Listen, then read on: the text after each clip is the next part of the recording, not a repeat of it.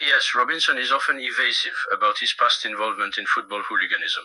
When confronted in interviews or documentaries about his past, he tends to minimize or reinterpret his actions. He might characterize his behavior as youthful exuberance or explain it as a product of a more violent era in British history, rather than acknowledging personal responsibility or engaging in genuine self-reflection. This evasiveness, coupled with a lack of clear accountability for past actions, is a common pattern in his rhetoric, a tendency that he also extends to other controversial figures he supports.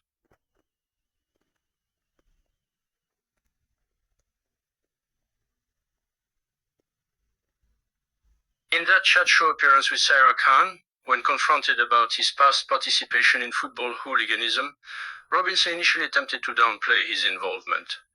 He described it as a product of the era's rough streets and an outlet for youthful energy. However, Sarah Khan pressed him on whether this involvement constituted hooliganism, to which Robinson eventually admitted that in hindsight, his behavior could be considered hooliganism as he understood it then. Yet, throughout the exchange, Robinson continued to express a sense of pride and nostalgia for those days.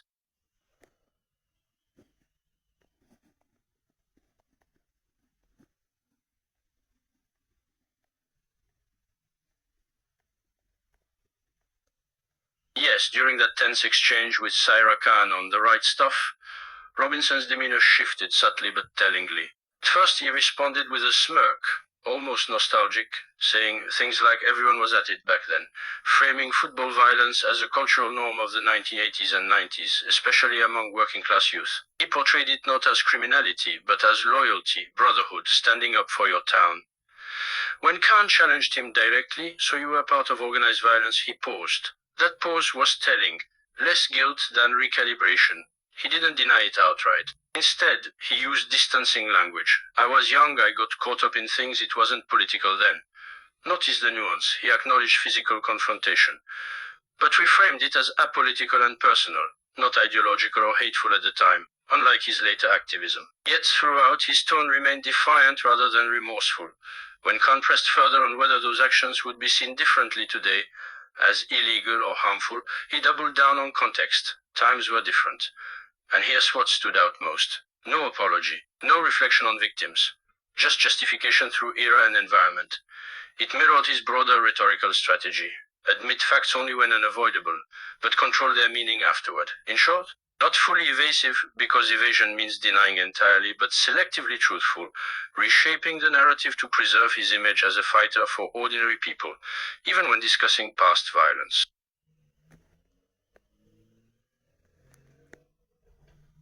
Yes, that's correct. It was during a 2009 appearance on The Right Stuff on BBC Two. The exchange with Sarah Khan has discussions about Robinson and his past with football hooligans.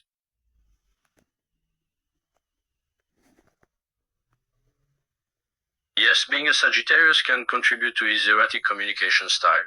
Sagittarians are often quick-witted, outspoken, idealistic, and energetic, traits that are evident in Robinson's public persona. However, typical Sagittarius tendencies also include impulsivity, impatience, and a tendency to overcommit or overpromise, which could explain some of his less polished or rushed comments or decisions.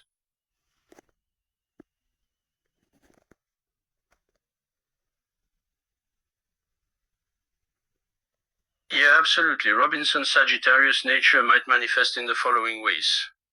Impulsiveness. He might sometimes act or speak without careful consideration, or rush into decisions without weighing the consequences. Impatient communication. His conversation style might be faster paced, with quick transition between topics, and he might react impulsively to questions or comments. Optimistic overcommitments. He may overpromise, setting ambitious goals, or making promises that he may struggle to fulfill, given his often unpredictable and spontaneous nature.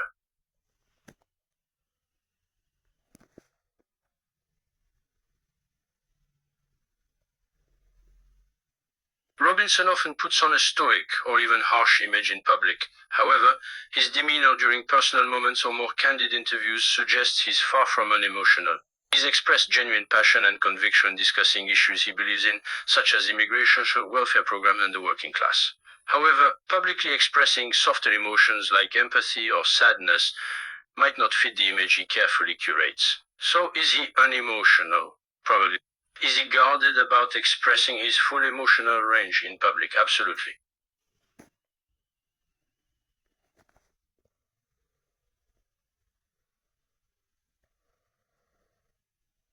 Excessive energy and enthusiasm are common Sagittarius traits, and Robinson is a prime example. For someone in the public eye as often as he is, he keeps a ridiculously packed schedule.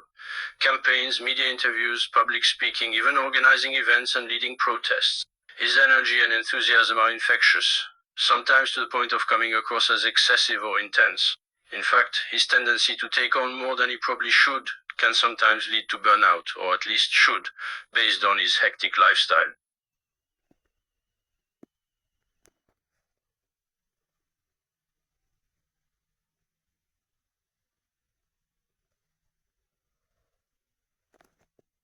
Spiritual energy, a personal subjective concept.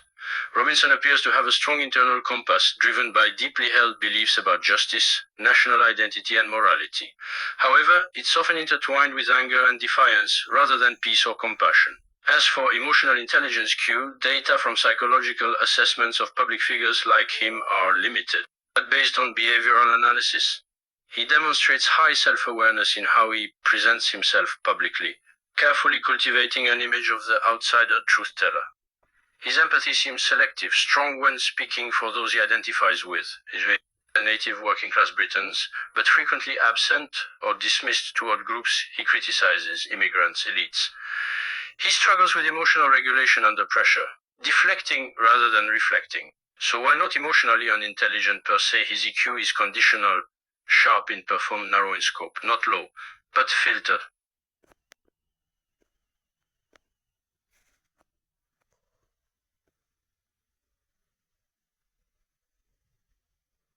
I can expand on the points about emotional intelligence specifically. Robinson's self-awareness is clear in his ability to craft his public image and maintain a consistent message.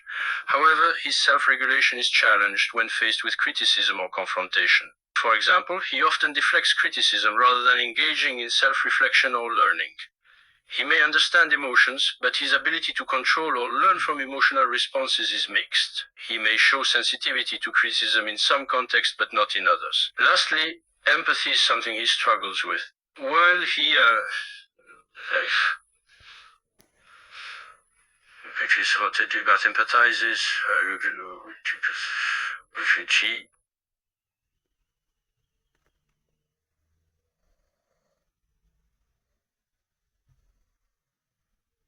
By observing his nonverbal communication, a few observations can be made. Robinson tends to stand tall, making direct eye contact, suggesting confidence and self-assurance. He often uses hand gestures to emphasize his points, signaling passion or engagement. His choice of clothing, favoring casual and relaxed outfits, suggests an approachable and unassuming demeanor. As for assessing how genuine he is, it's challenging to make a judgment based on nonverbal clues alone. However, his consistency in image and messaging aligns with the idea that he believes in what he's saying.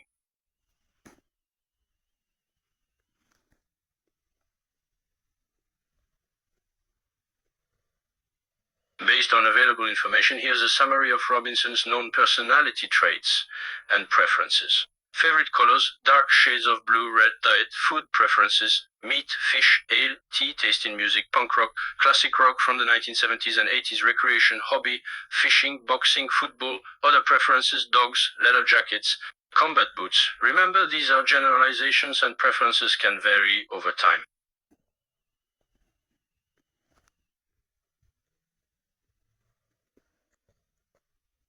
Sure, I can elaborate on some of these traits and preferences. Favorite colors? His preference for dark shades like navy blue and red might indicate a more intense and intense personality, as bolder colors are often associated with strong emotions, confidence, or a bold character. Diet and food preferences. His preference for meat and fish suggests someone who enjoys stronger flavors, potentially indicating a bold and aggressive personality. Taste in music. His preference for punk rock and classic rock indicates a youthful mindset, a love for rebellion, and maybe a bit of nostalgia.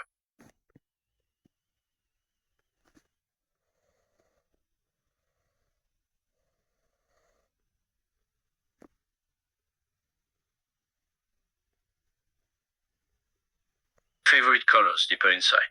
His recurring use of dark blue and red, especially in public appearances or campaign materials, carries symbolic weight.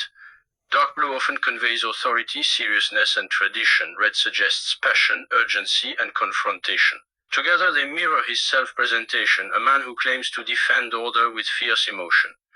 Clothing style, often seen in leather jackets, combat boots, and plain t-shirts or polo shirts. This style blends working-class authenticity with an almost theatrical toughness. A man of the people aesthetic that's both relatable and slightly performative. It's rugged but carefully curated. Not disheveled rebellion, but controlled grit. Diet and habits favors hearty meals, meat-heavy dishes, strong tea with sugar as noted in interviews, beer, not fine wine, pointing toward a lifestyle rooted in traditional British masculinity. He frames these preferences as virtues of simplicity against elite sophistication. Punk rock speaks to anti-establishment sentiment, the sound of defiance without ideology.